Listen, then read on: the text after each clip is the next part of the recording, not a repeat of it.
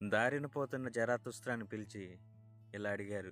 జరాతుస్త్రా, ఏంటి ఈ చీకట్లో మెల్లగా దొంగతనంగా నడుస్తూ ఇంత జాగ్రత్తగా నీ చొక్కా కింద ఏం దాచుకున్నావు? ఏమైనా విలువైంది దొరికిందా? ఖజానా లాంటిది? లేక నీకు పిల్లోడు పుట్టాడా? దొంగ పనులేమైనా మొదలెట్టావా దుష్టుడా? ఏంటి సంగతని దారిలో నడుస్తున్న జరాతుస్త్రాని అడిగారు. జరాతుస్త్రా ఇలా అన్నాడు. అయ్యా, నాకిది ఖజానానే. నిజంగా చెప్పాలంటే ఇది నాకు దొరికింది. ఇది ఒక చిన్న నిజం. కానీ అది అల్లరి చేసే పిల్లాడిలా ఉంటుంది. దాని నోరు ముయ్యకపోతే గట్టిగా అరుస్తుంది. ఈరోజు నేను ఒంటరిగా నడుస్తున్నప్పుడు సూర్యుడు కాస్త మాయమవుతున్నప్పుడు ఒక ముసలమ్మ నన్ను కలిసింది. ఆమె, జరతుస్ట్రా, నువ్వు మాతో ఆడవాళ్ళతో చాలా టాపిక్స్ మాట్లాడావు, కానీ ఆడవాళ్ళ గురించి ఎప్పుడూ మాట్లాడలేదని అడిగింది. ఆడవాళ్ళ గురించి చెప్పడం అనేది మగాళ్ళకి మాత్రమే అని జరాతుస్త్రా అన్నాడు. ఆమె, నాకు కూడా చెప్పు, నా వయసు ఎలాగూ పెరిగింది, అది నువ్వు చెప్పినా కానీ నేను వెంటనే మర్చిపోతానంది. అందుకు జరాతుస్త్రా ఇలా అన్నాడు.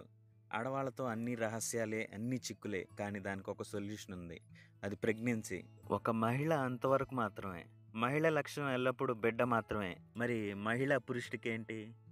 ఒక నిజమైన మగాడు డేంజర్ అండ్ ఫన్ కోరుకుంటాడు. అందుకే అతడికి మహిళ కావాలి. ఎందుకంటే ఆడాళ్ళ కంటే మోస్ట్ డేంజరస్ ప్లేథింగ్ ఇంకేదీ లేదు.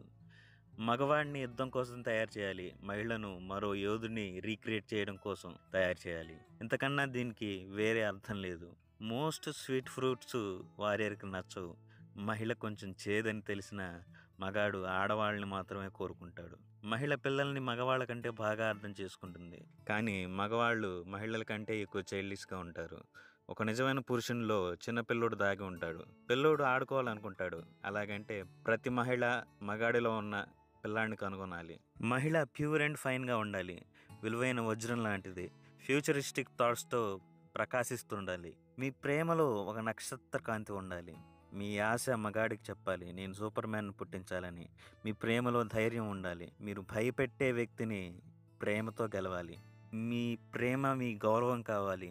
మహిళలకు గౌరవం గురించి పెద్దగా అర్థం కాదు, కానీ ఈ గౌరవం కావాలి. మీరు ఎల్లప్పుడూ ఎక్కువ ప్రేమించాలి. ప్రేమించబడిన దానికంటే మగవాడు మహిళని ప్రేమించినప్పుడు భయపడాలి. ఎందుకంటే అప్పుడు ఆమె ప్రతి దానిని త్యాగం చేస్తుంది.